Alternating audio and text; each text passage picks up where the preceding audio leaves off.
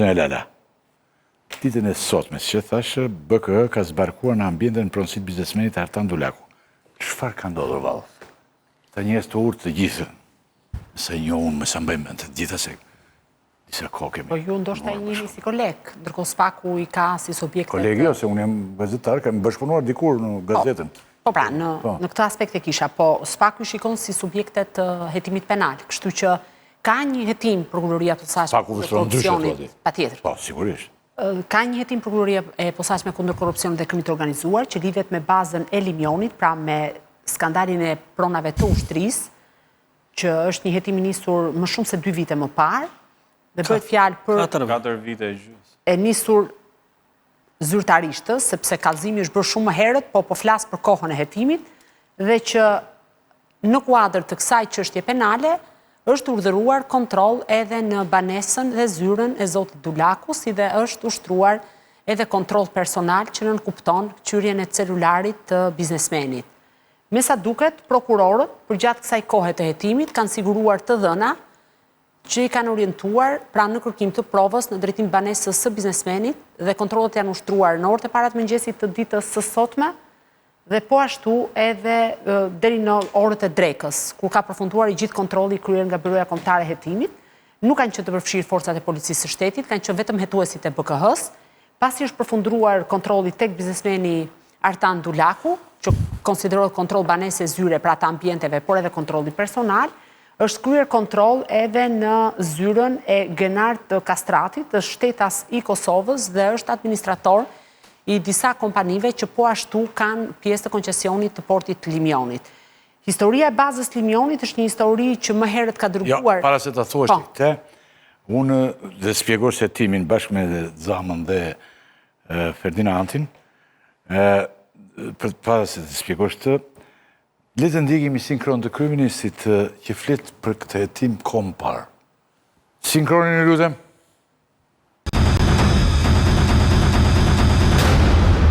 Absurdi arrin deri në pikën ku merret peng me sekuestro preventive në emër të NATO-s, një investim me rëndësi strategjike, 200 milion euro rreth në Limionin e Sarandës, i cili qysh në kohën e Zogut ka pasur plan zhvillimi për marinë turistike dhe është pjesë e programit ton qeverisës.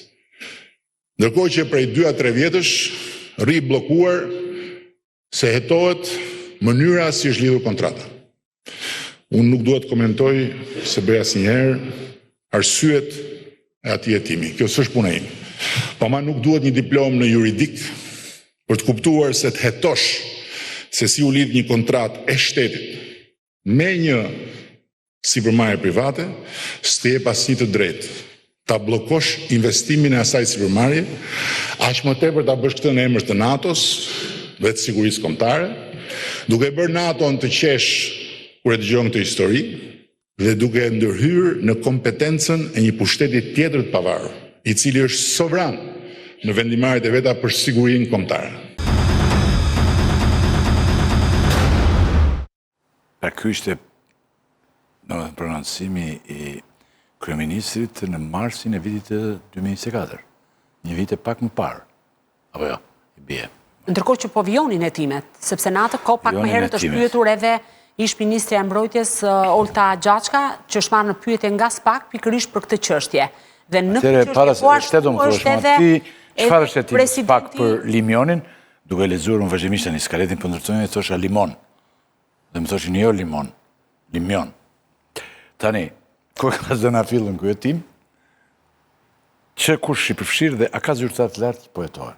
Po patjetër, sepse për shkak të zyrtarëve të lartë, prokuroria e posaçme e ka nisur këtë hetim. Është pyetur zonja Olta Gjaçka, po ashtu dyshohet që ka patur rol edhe presidenti aktual i Republikës në cilësinë e shefit shtabit të forcave të armatosura, ka të bëjë me planin e përhapjes dhe vendosjes pronave të ushtrisë dhe nuk është vetëm kjo pronë e cila dyshohet që është bërë, nëse mund ta them, abuzim me të, por ka edhe prona të tjera që sigurisht në të ardhmen mund të hetohen dhe mund të dalin të dhëna. Porti është kaluar me koncesion dhe njëra nga kompanitë që është, pra kompania koncesionare, është edhe zoti Dulaku. Për këtë arsye, SPAK ka shkuar sot dhe ka bërë kontroll në ambientet e zotit Dulaku, ka bërë edhe kontroll personal, ndërkohë që ka kontrolluar edhe ambientet e Genart Kastrati, që është, sikur se thash, administratori i kompanive të tjera, sepse nuk është një kompani e vetme që ka koncesionin, ato pastaj janë kompani Moma dhe Bit, që ora mund të shpjegoj më mirë në mënyra se si është ndërtuar gjithë koncesioni. Dhe momenti kryesor është pikërisht përfshirja e zyrtarëve të lartë në këtë aferë, sepse të tillë po e heton. Përveç faktit që nuk është nxjerrë nga plani përhapjes, ka edhe një problematik tjetër, është shtrirë sipas dyshimeve të prokurorisë, kompania koncesionare. Po si zden kjo kur nuk është nxjerrë nga plani? Po ky pra është gjithë skandali. Prandaj po hetohet. Ky është problemi. Ky është gjithë skandali. Fakti është që gjykata e posaçme ka miratuar kërkesën e prokurorisë për të ushtruar kontroll personal, kontroll banese dhe kontroll të zyrës së zotit Dulaku në kuadër të këtij hetimi, sepse ka konstatuar për shkak të sekuestrimit nga ana e SPAK dhe për shkak se janë mbledhur deri tani të dhënat arsyeshme që implikojnë zyrtar të lartë, patjetër që do të shikohet edhe roli i biznesmenëve në rastin konkret, sepse janë ata të cilët kanë firmosur kontrata me Ministrinë e Mbrojtjes. Dhe në këtë rast, pala mund të ketë pretendimet e veta, ti bëj të ditura në media, ti bëj ditura në SPAK, kjo është çështja e tyre. Por këto janë fakte të pakundërshtueshme. Kështu që përveç se dyshimeve për zyrtarët, ka një dyshim që shkon edhe në drejtim të biznesmenëve që e kanë marrë këtë koncesion. Çka do të thotë? Patjetër që është zoti Begaj që ka dhe një kallëzim tjetër për bazën e shëngjinit që po ashtu kanë ndërtim të paligjshëm, sepse është bërë dorëzimi. Shtabi të përgjithshëm kur është bërë dorëzimi. Ka bërë dorëzimi. Zoti Kolçaku, zonja Çaçka. Vjen që të kenë qenë dy shefa. Edhe Kolçaku këtu në kodë ndryshme. Një ministre e mbrojtjes. Kështu që ajo është një histori që përfshir një numër të lartë të zyrtarëve. Në këtë aspekt, pavarësisht pretendimit që mban zoti Rama, prokuroria ka dyshime që aty është një aferë. Në vitin 2019 hapet një procedurë koncesionare nga Ministria e Infrastrukturës dhe Energjisë për të dhënë bashkimit operatorëve Kastrati Group dhe kompanisë tjetër Edilal 2019 për të dhënë me koncesion shfrytëzimin e portit Marina Limion. Më pas në vitin 2020 është dhënë një tjetër vendim i Këshillit të Ministrave për të dhënë në shfrytëzim 260.000 metra katror apo 26 ekrat të tokës të Marina Limionit përreth, ku një pjesë e saj ishte brenda planit të përhapjes dhe ishte në pronësi të flotës zyrtare. E gjithë kjo procedurë është bërë nga shefi i shtabit të përgjithshëm në atë kohë, ka qenë zoti Bardyl Kolçaku, i cili e ka dërguar për miratim këtë kontratë me kërkesë të kompanive të interesuara te Ministria e Mbrojtjes në atë vit në atë periudhë ka qenë zonja Olta Xhaçka. Kjo është bërë pa marrë mendimin dhe miratimin e flotës zyrtare që ishte pronari dhe pa marrë dhe miratimin e presidentit që ishte zoti Ilir Meta, president në atë kohë, i cili duhet që të nxirrte një herë me dekret nga plani përhapjes tokën e flotës zyrtare që ishte brenda zonës që u dha për shfrytëzim dhe e gjithë kjo procedurë me shkelje më pas është kallëzuar nga ish komandanti flotës zyrtare zoti Artur Meçollari. Po ashtu ai ka bërë një tjetër shtesë te ky kallëzim sa i takon dorëzimit të kësaj toke, kompanive Edilal dhe Kastrati Group, sot Kastrati Energy Trade, sepse ka ndryshuar pronësim te kontrata e qeras që është firmosur me Ministrinë e Financave. Dhe dorëzuesi ka qenë shefi i shtabit në atë periudhë presidenti i Republikës zoti Bajram Begaj. Dhe është bërë kallëzim edhe pra kanë qenë dy. Njëra pjesë ka qenë shef shtabi i përgjithshëm zoti Bardyl Kolçaku kur është dhënë